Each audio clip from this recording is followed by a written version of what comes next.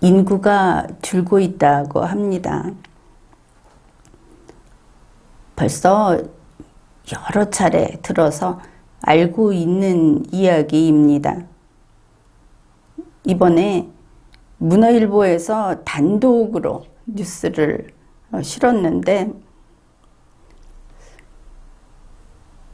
경기도마저 사망자 수가 신생아 수보다 그 숫자가 더 많다.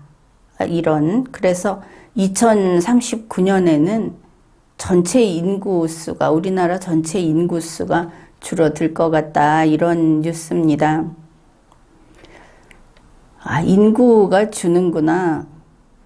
사실 인구가 준다 하는 게 그게 좋을 일도 싫을 일도 아닙니다. 그냥 현상일 뿐이죠. 사람이 오래 살기도 하고 그렇지 않기도 하고 아이가 많이 태어나기도 하고 그렇지 않기도 하고 이 국가 전체를 봤을 때 이런 것은 그냥 사실이요. 또 그게 어떤 방향성을 지니고 있다면 현상이다. 이렇게 말을 할 수 있을 겁니다. 그런데 우리나라에서는 정부, 대통령, 국회의원, 언론사 이런 데서 나서서 인구가 줄어드는 것은 재앙이다. 무슨 큰일 난 거다. 이렇게 상당히 긴 기간 목소리를 높여왔습니다. 인구가 그러면 늘면 좋은가? 현실적으로 우리 영토는 제한이 되어 있고 그리고 물자도 유한합니다. 그 양에 있어서. 그러면 인구가 계속 늘어나면 좋겠는가? 아마 그거는 아니겠죠.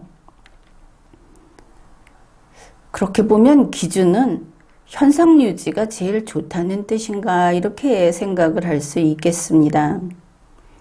그렇다 하더라도 여러분도 그렇지 않습니까? 우리 한국은 너무 땅에 비해서 인구가 많다. 그렇게 생각하지 않습니까? 그건 사실입니다. 사람이 많아야 돈을 쓰고 돈을 자꾸 써야 장사를 해서 돈을 벌고 이런 또 마찬가지죠. 환자가 많아야 병원에서 돈을 벌고 학교 가겠다는 사람이 많아야 학원에서 돈을 벌고 이런 논리로 생각을 하면 아주 이상해져 버리는 겁니다. 꼬여 버리는 것이죠.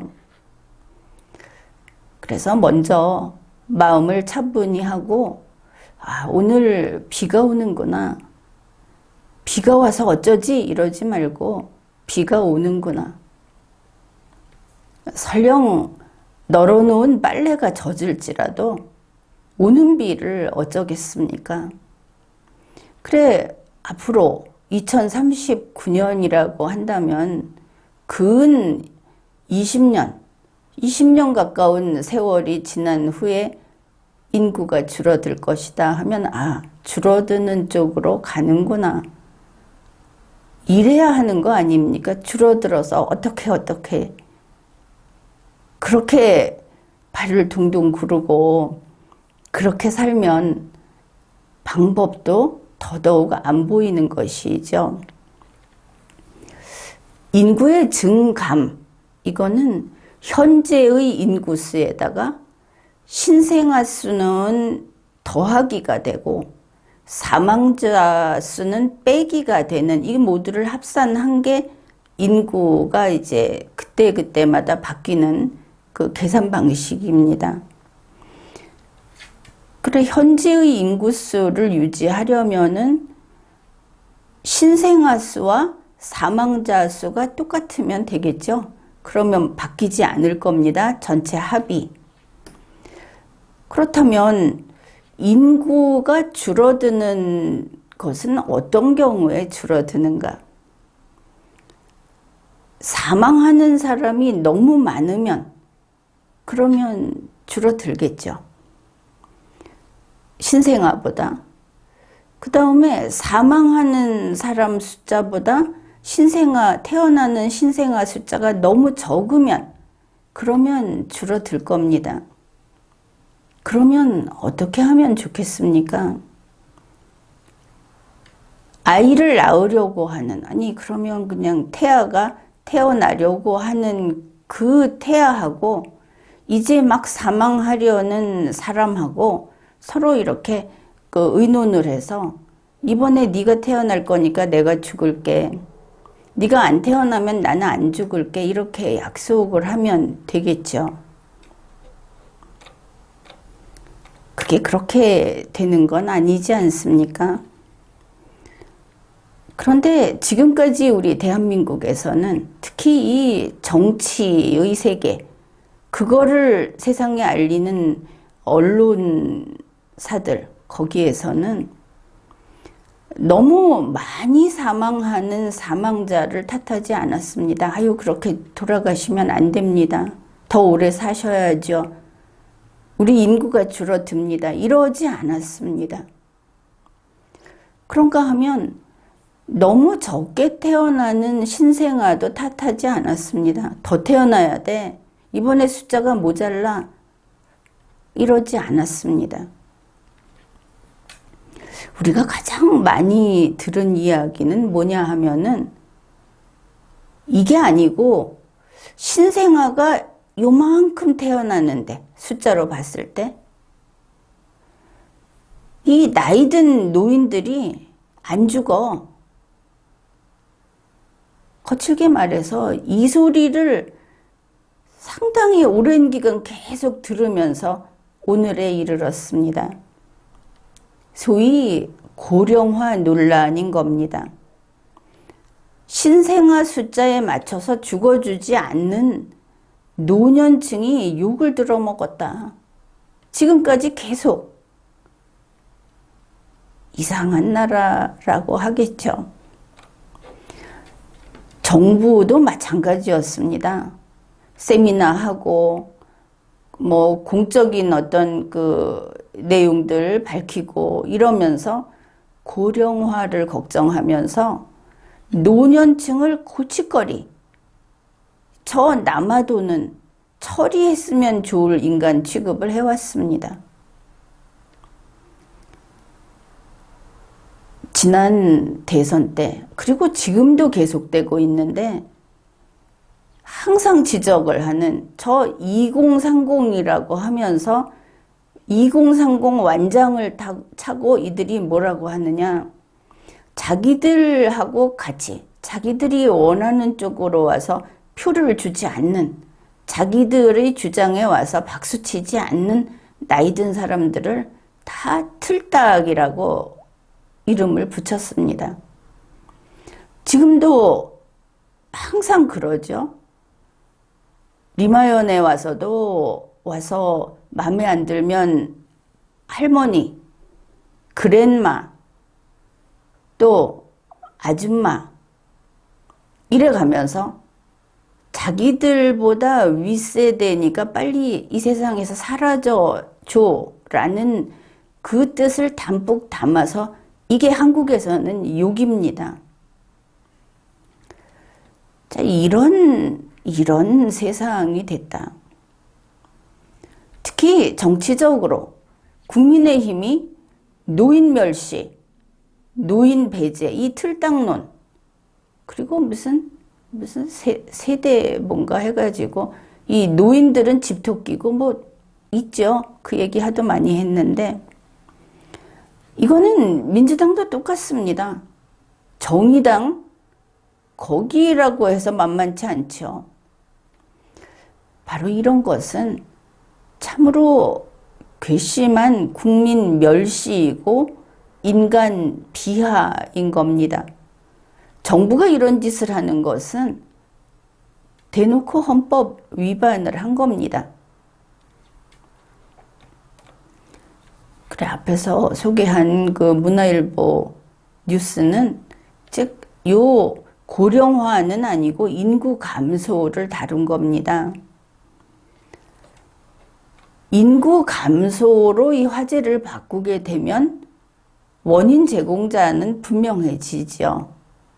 자, 너무 많이 사망하는 사망자는 어쩔 도리가 없지 않습니까?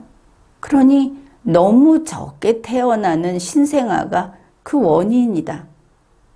책임이 노인 쪽에서 젊은이 쪽, 소위 청년 세대 쪽으로 바뀌어 가는 것이죠. 넘어가는 겁니다. 자, 너무 적게 태어나는 신생아 때문에 이제 인구가 줄어든다. 그러면 그 원인이 뭐냐? 왜 신생아가 너무 적게 태어나는가? 이유를 간단하게 보면 이제 두 가지로 나눌 수 있겠죠. 우리나라의 그 젊은 세대, 아이를 출산할 수 있는 그 세대가 출산하지 못하게 됐다. 출산하지 못하는 병에 걸렸다. 이럴 수 있습니다. 그 다음에 아이를 낳아 기르는 것을 원치 않는다. 출산을 하지 않는다. 이렇게 둘로 나눌 수 있겠죠. 할 수 없다, 하기 싫다. 이렇게. 아이를 출산하지 못한다 하는 거, 할 수 없다 하는 것은 역시 어쩔 도리가 없습니다. 그러면 이제 하기 싫다, 이쪽으로 가야 하겠죠. 그래, 이제 그 세대를 한국 청년이라고 한번 봅시다. 그냥 널리 청년, 푸릇푸릇한 청년 이렇게 부르겠습니다. 그래, 한국 청년은 왜 아이를 출산하지 않는가? 이제 이쪽으로 가야 하겠죠. 이번 뉴스에 보면 원인을 이렇게 딱 정리를 해놨습니다. 그것은 그 비혼 추세, 그리고 저출산 성향, 요거 때문이라는 분석이 지배적이다. 이렇게 간략하게 말을 했습니다.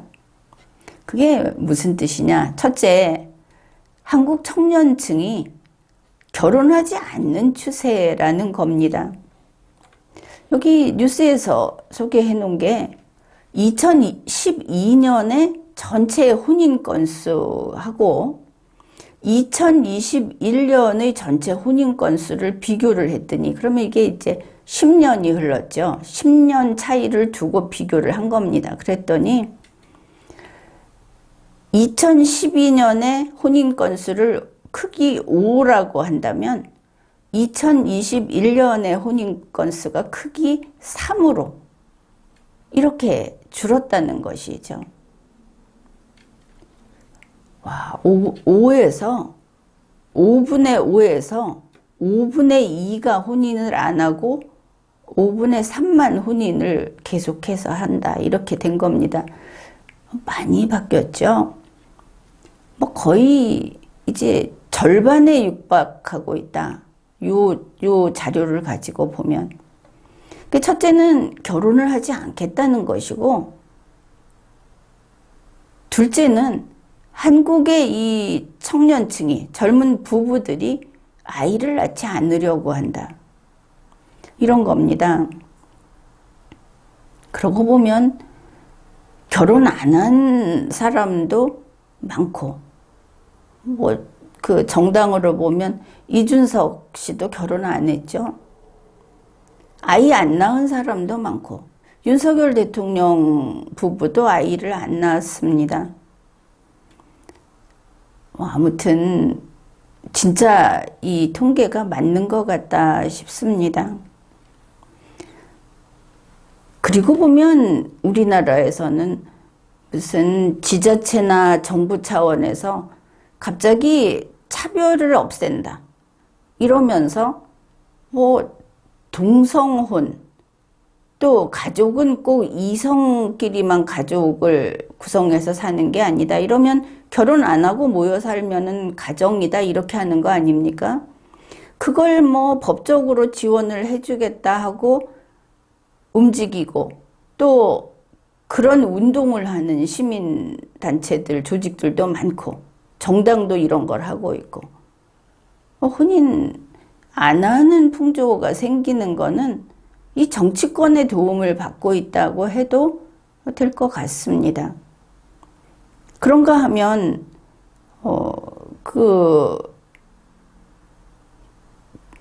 뭐라고 하죠? 임신 중절이라고 하는 표현도 있고 낙태라는 표현도 있는데 여기에 대해서 대한민국의 원칙은 그랬습니다. 산모의 건강이 첫째고 그 다음에 태아의 생명이 또 그 다음으로 둘째로 중요하다. 보호 못 받는 게 아니고 그래서 낙태를 금지했던 건데 낙태를 허용하는 기준은 산모의 건강이 위험하다. 건강을 위해서 이게 펄펄하게 건강이 아니고 이제 생명의 지장을 받는 그 정도까지 갈 때는 이게 금지되지 않았죠. 그런데 지금 뭐라고 합니까? 그거는 낙태는 선택이다. 그런데 여기에 정치권도 헌법재판소도 대다수의 그 변호사라든지 사회운동을 하는 단체라든지 또 언론사 자체적인 의견도 이쪽에 기울지 않습니까? 낙태를 그렇게 자유롭게 밀어주는데 아이를 낳지 않는다고 걱정하는 거는 도대체 어쩌라는 말이냐. 그러고 보면 다들 결혼하고 책임지고 이렇게 가정이라는 걸 꾸리고 사는 것보다 좀 편하게 사는 걸 원하고 아이를 낳아서 기르는 것보다 아이는 책임지지 않고 살고 싶다. 여기에 청년층이건 어른층이건 다 생각이 같은 것 같습니다. 그러면 걱정이나 하지 말던가. 참 이해하기 힘든 대중들, 그런 사람들입니다. 그러면은 이걸 보게 되면 자, 인구 감소의 원인은 한국 청년층에게 있는 것이죠. 결혼 안 하고 아이 안 낳고. 그 사람들 아니면 나이 든 사람들이 결혼을 해도 아이를 낳지 못하니까. 자, 여기에서 그러면 이 사람들 보고 막 꼬드겨서 임대 아파트 줄게. 또 지원금 줄게. 아이를 낳으면 혜택을 줄게. 앞에서 계속 돈을 흔들고 있었죠. 지금까지. 그런데 이 사람들은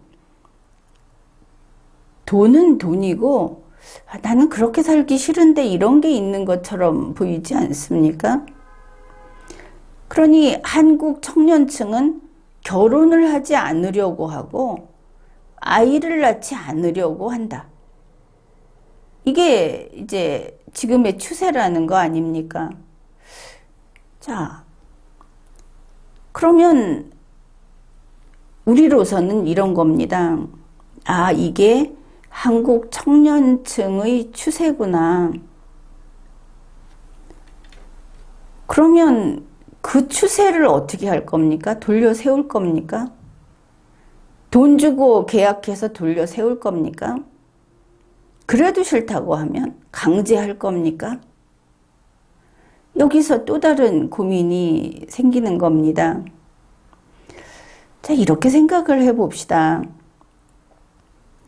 한국 청년층이 혼인하는 걸 싫어한다. 또 한국 청년층 부부가 아이 낳는 걸 싫어한다.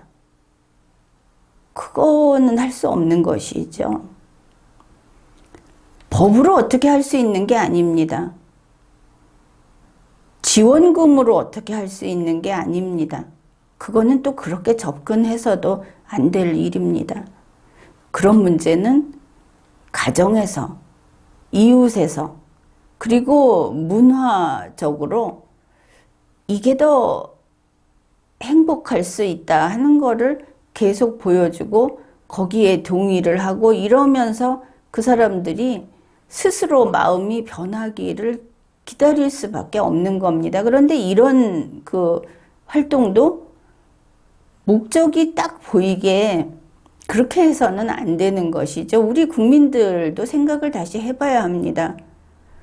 정말 결혼을 해서 살고 정말 아이를 낳아야 하는가? 안 그래도 되지 않는가?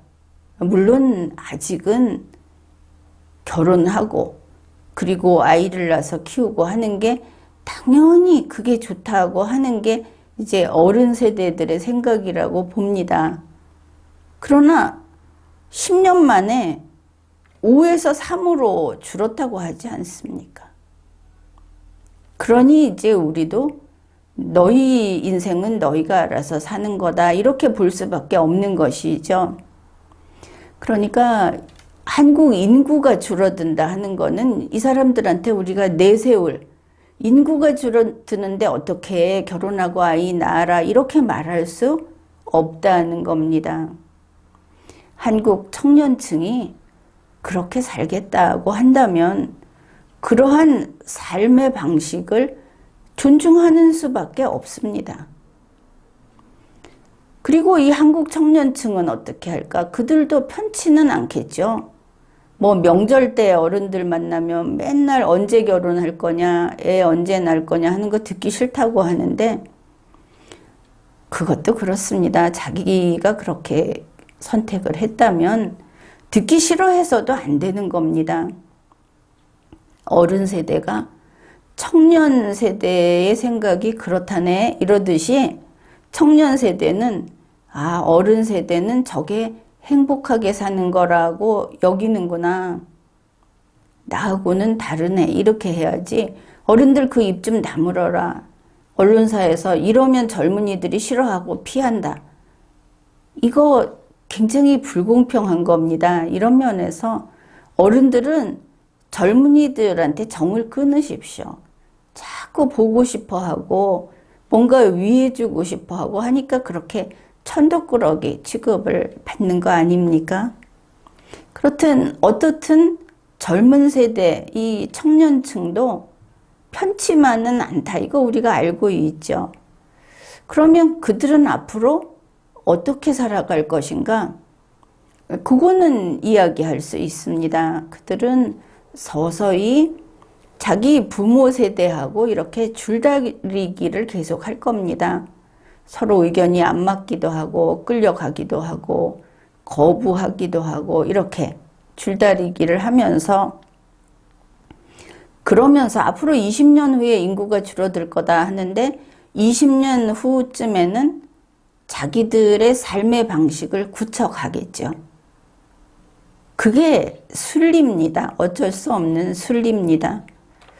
그래 만일 지금의 추세가 바뀌지 않고 계속 그렇게 간다고 하면은 대한민국 인구는 줄어들 겁니다. 자, 인구가 줄어들면 어떻게 하냐? 그 나머지 인구를 공장에서 생산할 거냐? 이거 어떻게 할 거냐?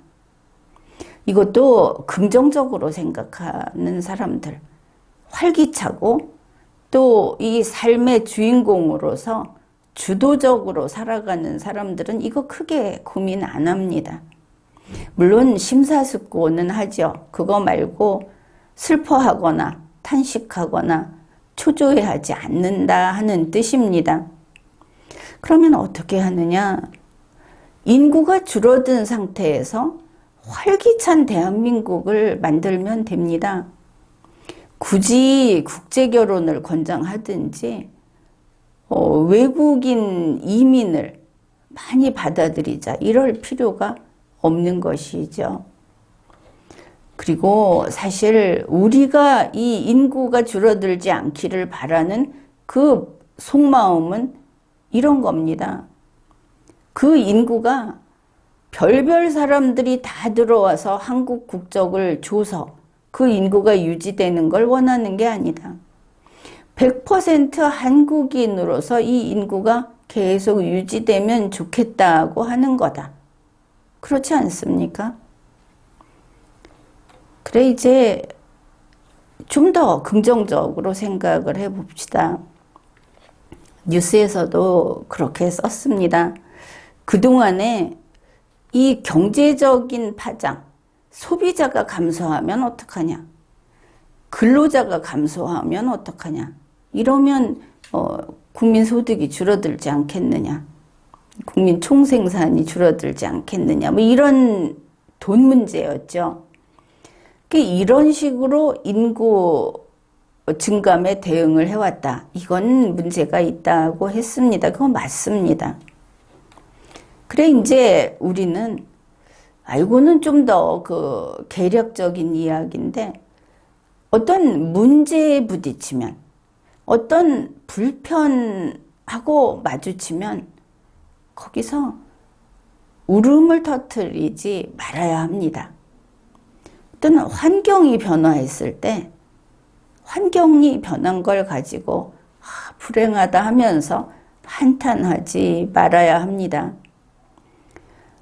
사실 이 인구 감소라고 하는 것은 이게 좀 더 빠르게 혹은 좀 늦게 이런 그 속도의 차이는 있지만 우리 한국도 그렇고 여러 선진국 거기서도 이거는 그냥 받아들여야 할 현실이 되고 있습니다. 때로는 그런 생각도 했습니다. 지구가 인구가 너무 많아서 힘들어 하는구나. 그래서 이게 이렇게 돼 가는 게 아닐까. 서로 어울려서 이렇게 사는 세상이니까. 그런 생각도 했습니다. 또 긍정적으로 이게 나쁘지만은 않다 하고 생각을 해보면 특히 우리 한국은 우리의 이 좁아터진 영토, 김정은이 때문에 반쪽을 빼앗겨서 그래서 우리 땅에 비해서 인구 밀도가 너무 높습니다. 우리 한국에서는 이렇게 가다 보면 동네마다 저 언덕을 벽처럼 가로막고 있는 게 아파트 단지고 하늘을 가리고 하늘 높이 치솟아 있는 게 고층 아파트고 이렇지 않습니까? 이게 당연하게 생각을 하는데 그러다 보니 하늘도 없고 정원도 없고 또 좀 한동안 이렇게 장애물 없이 멀리 볼 수 있는 풍광도 없고 우리는 당연히 그렇거니 하고 살아왔지만 이런 주택은 좀 이상한 겁니다. 그래서 이왕 인구 밀도가 줄어든다. 이왕 그 총 인구가 줄어든다 하면은 좀 더 여유 있게 쓸 수 있고 그리고 근로자가 줄어든다 그러면 좀 더 가치가 더 있는 고부가가치 그 생산을 해내는 근로자로 그 수준을 높여야 하겠다. 이렇게 보면 되겠죠. 그만큼 할 일이 많은 겁니다. 그래 이렇게 앞으로 새로운 시대를 만들어 가면 되는 것이죠. 뉴스 하나를 보더라도 거기에 나는 긍정맨인가? 아니면 나는 비관맨인가? 이런 게 그 뉴스를 보면서 공감하고 반대하고 하는 데서 자기 자신도 한번 비춰볼 수 있고 그런 면이 있습니다. 지금까지 리걸마인드 연구소였습니다.